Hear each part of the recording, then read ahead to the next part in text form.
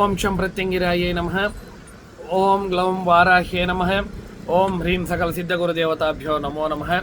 శ్రీ శ్రీ శ్రీ వారాహి సమేత అధర్వణ భద్రకాళి ప్రత్యంగిరా పరమేశ్వరి పీఠం, కదిరి, సున్నపుగుట్ట తాండా, ring road దగ్గర 9490444196 పీఠమును మరియు ఈ యొక్క ఛానల్ను ఆదరిస్తున్నటువంటి భక్తులకు మరియు మంత్ర జిజ్ఞాసులకు అందరికీ కూడా మకర సంక్రాంతి యొక్క శుభ సందర్భమున మీ అందరికీ కూడా అమ్మవారి యొక్క కరుణా కటాక్ష వీక్షణములు మీ మీద ఉండాలని మనస్ఫూర్తిగా ఆశీర్వాద వచనములు ఇస్తూ, అదే విధముగా మకర రాశిలోనికి సూర్యభగవానుడు ప్రవేశించిన ఈ దినమున మీ అందరికీ కూడా సంక్రాంతి శుభాకాంక్షలను తెలియజేస్తూ, ఉత్తరాయణ పుణ్యకాల ప్రారంభ ముహూర్తమున మీ అందరికీ కూడా మహానుభావుడైనటువంటి సూర్యభగవానుని కరుణాకటాక్ష వీక్షణములు ఎల్లప్పుడూ ఉండాలని మనస్ఫూర్తిగా కోరుతూ, ఈరోజు ఈ యొక్క పీఠము నుంచి వస్తున్నటువంటి వీడియోలో మంత్రశాస్త్రానికి సంబంధించినటువంటి విషయములను, అదేవిధంగా మంత్ర దీక్షకు సంబంధించినటువంటి విషయములను కూడా మీ ముందరికి తీసుకొని రావడం జరుగుతూ ఉంది. గురువుగారు మంత్రదీక్ష ఎప్పుడు 3 గంటల నుంచి 4 గంటల సమయం మధ్యాహ్నం పూట కాల్ చేయమని చెప్పాను. ఆ యొక్క కాల్స్లో చాలా వరకు కూడా ఇదే ప్రశ్నలు అడుగుతూ ఉన్నారు. కాబట్టి ఆ యొక్క ప్రశ్నకు సమాధానంగా ఈ వీడియోని చేయడం జరుగుతూ ఉంది. గుప్త నవరాత్రులను, అమ్మవారైనటువంటి శ్యామలా నవరాత్రులను 19వ తారీఖు మొదలుకొని 28వ తారీఖు వరకు కూడా అమ్మవారి యొక్క నవరాత్రులు ఉంటాయి.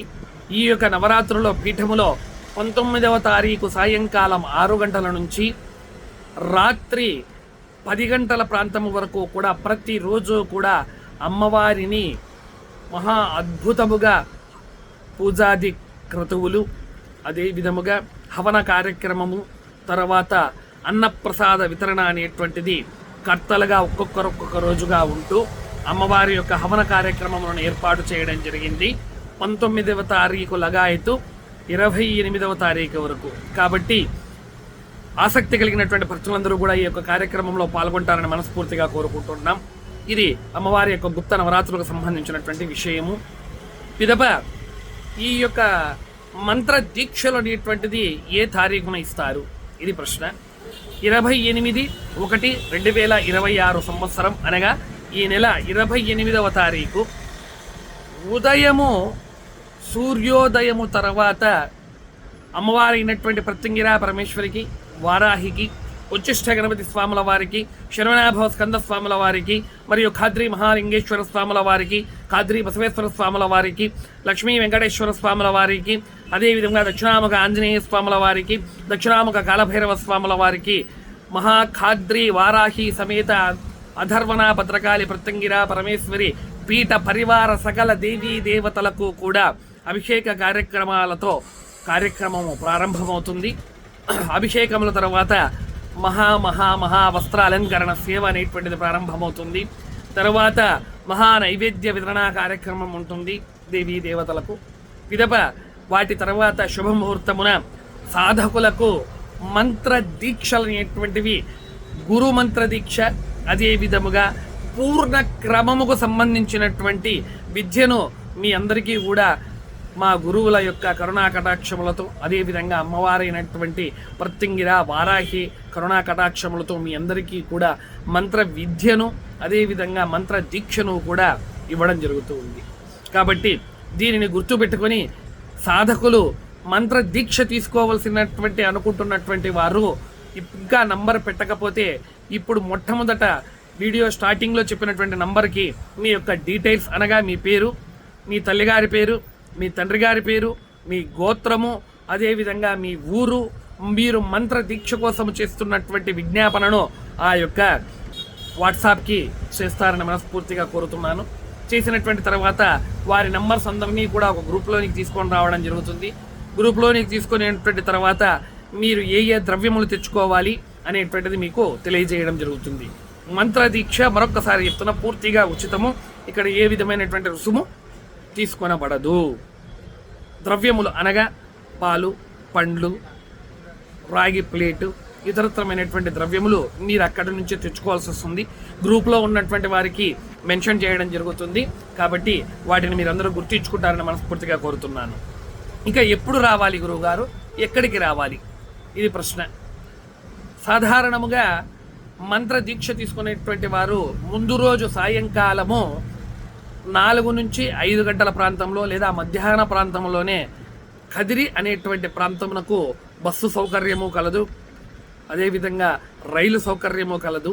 కాబట్టి మీరు ఏ యొక్క సౌకర్యము మీకు అనుకూలంగా ఉంటుందో ఆ సౌకర్యాన్ని బట్టి 27వ తేదీ మధ్యాహ్నము పైన మీరు కదిరి అనేటువంటి ప్రాంతంలో చేరుకుంటారని చెప్పి కోరుకుంటున్నాను.